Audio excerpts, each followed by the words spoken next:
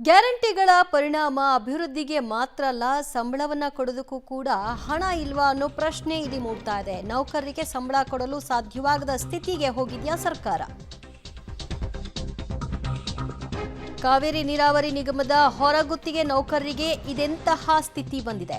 ಜಲಸಂಪನ್ಮೂಲ ಸಚಿವರಿಗೆ ಕೇಳ್ತಿಲ್ವಾ ನೀರುಗಂಟಿಗಳ ಗೋಳು? ಸಂಬಳ ಇಲ್ಲದೆ 650 ನೀರುಗಂಟಿಗಳ ಬದುಕು ಅತಂತ್ರವಾಗಿದೆ. 7-8 ತಿಂಗಳಿನಿಂದ ಸಂಬಳವನ್ನೇ ಕೊಡ್ತಾ ಇಲ್ಲ ಅಂತ ಕಾವೇರಿ ನೀರಾವರಿ ನಿಗಮದ ಸಿಬ್ಬಂದಿಗಳು ತಮ್ಮ ಅಳಲನ್ನು ತೋಡ್ಕೊಂಡಿದ್ದಾರೆ. ಮನೆಯಲ್ಲಿದ್ದಂತಹ ಒಡವೆಗಳನ್ನು ಅಡವಿಟ್ಟು ಸಾಲ ಸೋಲ ಮಾಡಿ ಬದುಕನ್ನು ನಡೆಸಬೇಕಾದಂತಹ ದುಸ್ಥಿತಿ ಅವರದ್ದಾಗಿದೆ. ಮಂಡ್ಯದ ಕಾವೇರಿ ಭವನದ ಎದುರು ಸದ್ಯ ಪ್ರತಿಭಟನೆ ನಡೆಸಿ ತಮ್ಮ ಆಕ್ರೋಶವನ್ನು ಹೊರಹಾಕಿದ್ದಾರೆ. ಈಗಲಾದರೂ ಹಣವನ್ನು ಬಿಡುಗಡೆ ಮಾಡಿ ಅಂತ ಬೇಡಿಕೆ ಇಟ್ಟಿದ್ದಾರೆ. ರೈತರು ನಮ್ಮ ದೇಶದ ಬೆನ್ನೆಲುಬು ಅಂತ ಹೇಳ್ತಾರೆ. ಆ ರೈತರಿಗೆ ನೀರು ಉಣಿಸುವಂಥ ಕೆಲಸನ ಈ ಸೌಡಿ ನೌಕರರು ಮಾಡ್ತಾರೆ ಹಗಲು ರಾತ್ರಿ.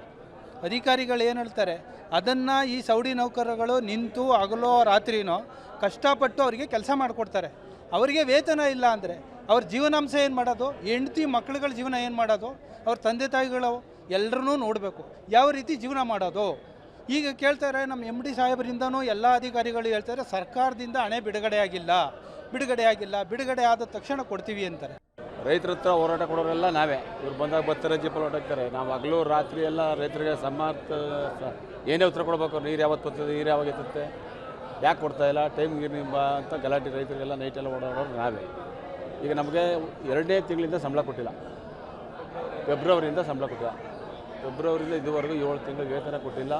ಸಂಬಂಧಪಟ್ಟ ಉಸ್ತುವಾರಿ ಮಿನಿಸ್ಟರ್ ಬೇಟಿ ಮಾಡಿದಾಗ 1 ತಿಂಗಳ ಕೊಡಿಸ್ತೀವಿ. ನೀರು ಒಂದೆಟ್ಟಿಗೆ ಸ್ಟಾರ್ಟ್ ಮಾಡಬೇಕಾಗ್ತೈತೆ.